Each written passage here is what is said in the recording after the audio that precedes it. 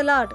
మన ప్రభు అయిన యేసుక్రీస్తు పరిశుద్ధమైనటువంటి నామంలో ఈ ఉదయకాలపు కృపావార్తను వింటున్నటువంటి మీ అందరికీ దేవుని పేరిట వందనాలు చెల్లిస్తూ ఉన్నాను. అందరు బాగున్నారా? మరి పూట ప్రభు మనకిచ్చినటువంటి వాక్యాన్ని మనము పరిశుద్ధ గ్రంథంలో చదువుకుందాం. పేతురు రాసినటువంటి మొదటి పత్రిక 5వ అధ్యాయము 5వ వాక్యాన్ని మనము చదువుకుందాం. పేతురు రాసినటువంటి మొదటి పత్రిక 5వ అధ్యాయము 4వ వాక్యాన్ని మనం చదువుకుందాం. మీరు వాడబారని మహిమ కిరీటము పొందుదురు. హల్లెలూయా.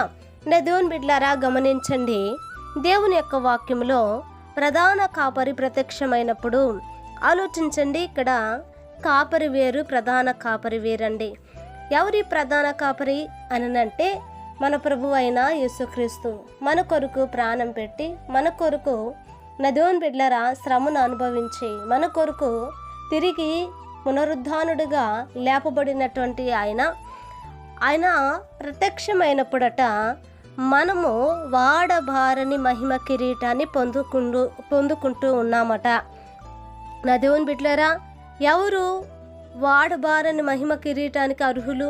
ఎవరు పొందుకుంటారండి ఈ యొక్క కిరీటం? అంటే ఎవరైతే ఆయనకు గొర్రెలుగా ఉంటారో, ఎవరైతే ఆయన మేపు గొర్రెలుగా నిలిచి ఉంటారో, ఎవరైతే ఆయనను కాపరిగా ఉంచి ఆయన అడుగుజాడలలో ఆయన మేపు గొర్రెలుగా, ఆయన స్వరాన్ని వినే గొర్రెలుగా, ఆయనను వెంబడించే గొర్రెలుగా ఉంటారో వారు మాత్రమే నా దేవుని బిడ్డలారా మరి ఆ వాడబారని మహిమ కిరీటాన్ని పొందుకుంటారంటండి. కనుక ఈరోజు నీ యొక్క వాక్యం వింటూ ఉండగా నా దేవుని బిడ్డలారా అటువంటి ధన్యతను ప్రభు మనకు దయచేయనట్లుగా ఒక చిన్న ప్రార్థన చేసుకుందాం.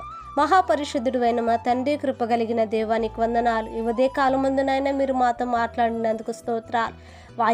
వాడబారని మహిమ కిరీటాన్ని మేము పొందుకోవటానికి మీరు సహాయం చేయండి అయా. మీకు మేము గొర్రెలుగా నా తండ్రి, మాకు మీరు ప్రధాన కాపరిగా మీరు నిలిచి మమ్మల్ని నడిపించమని, ఈ వాక్యం వింటున్న ప్రతి వారిని ఆశీర్వదించమని యేసునామాన్ని అడిగి వేడుకుంటున్నాము తండ్రి, ఆమేన్. Praise the lord.